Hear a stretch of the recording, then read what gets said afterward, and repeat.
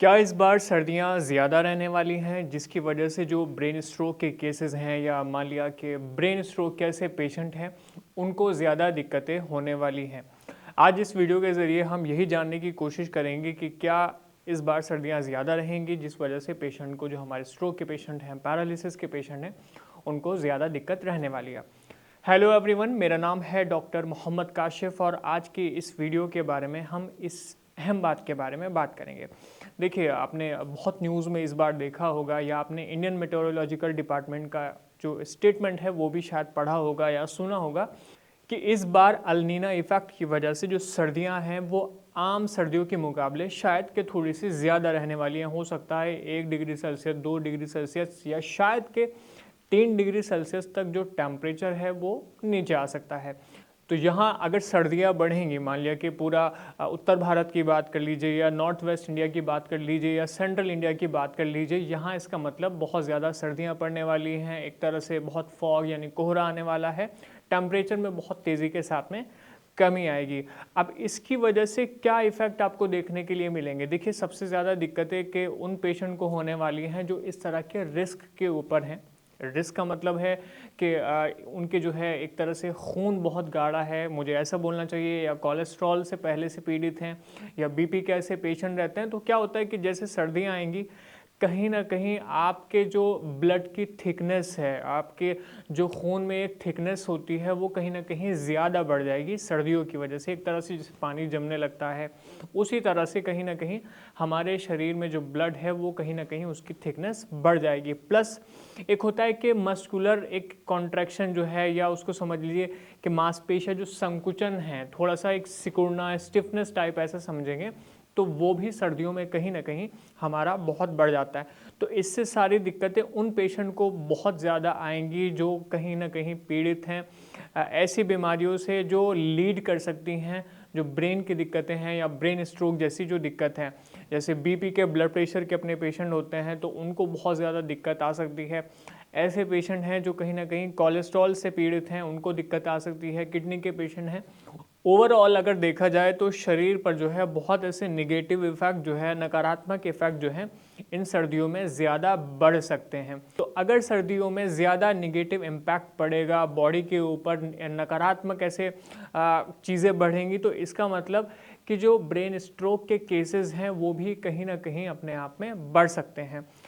या जो अपने आप में ऑलरेडी ब्रेन स्ट्रोक के पेशेंट हैं उनकी जो दिक्कतें हैं वो भी कहीं ना कहीं इन सर्दियों में बढ़ सकती हैं। तो यहाँ हमारे जितने ऐसे पेशेंट हैं, जितने जितने हमारे मरीज़ हैं या ऐसे पेशेंट हैं जो रिस्क पर हैं, ख़ास ध्यान इस बार आपको सर्दियों में रखना है, क्योंकि उसकी वजह मैंने आपको बता दी है कि इस बार जो सर्दियाँ हैं वो थोड़ा सा उम्मीद से ज़्यादा हो सकती हैं। ऐसा जो है वो इंडियन मेट्रोलॉजिकल डिपार्टमेंट यानी जो मौसम विभाग है उसने बताया है। मैं एक तरह से न्यूज़ नहीं बता रहा हूँ। इसके जो आपकी हेल्थ के ऊपर असर पड़ सकते हैं, या जो पहले से ब्रेन स्ट्रोक के पेशेंट हैं, जिनको हैमरेज हुआ है, जिनको क्लॉटिंग ऐसे हुआ है, तो उनके लिए मैं बताना चाहता हूँ। या ऑलरेडी जो पेशेंट ऐसे डायबिटिक हैं, बीपी के मरीज़ हैं, तो इस तरह के जो पेशेंट हैं वो ख़ास ध्यान इन सर्दियों में रखेंगे। या अगर ऐसे बहुत ज़्यादा एजिंग यानी बूढ़े जो ऐसे लोग हैं और वो प्लान कर रहे हैं सर्दियों में कि कहीं अच्छी बहुत ज़्यादा ठंडी जगह जाएं, तो कोशिश करें इस बार इन चीज़ों का ध्यान रखें, अपने जो प्लान हैं थोड़े से अकॉर्डिंगली बनाएं। और सबसे बड़ी बात कि अपने आप को जितना हो सकता है वार्म रखने की, गर्म रखने की कोशिश करिए। जितना हो सकता है गर्म कपड़े पहनिए, जितना हो सकता है कम से कम सफ़र करिए, जितना हो सकता है खाने पीने में ऐसी चीज़ों का इस्तेमाल करिए जो शरीर को आपके बहुत अच्छी तरह से गर्म रखती हों। प्लस जो सबसे ज़्यादा ज़रूरी चीज़ है वो है आपकी फ़िज़िकल एक्टिविटी। देखिए, बेशक ऐसा होगा कि सर्दियों में कोई भी इंसान होता है बिस्तर छोड़ने के लिए मन नहीं करता है कि बिस्तर छोड़ूं और बाहर थोड़ा सा टहल लूं या थोड़ी एक्टिविटी कर लूं।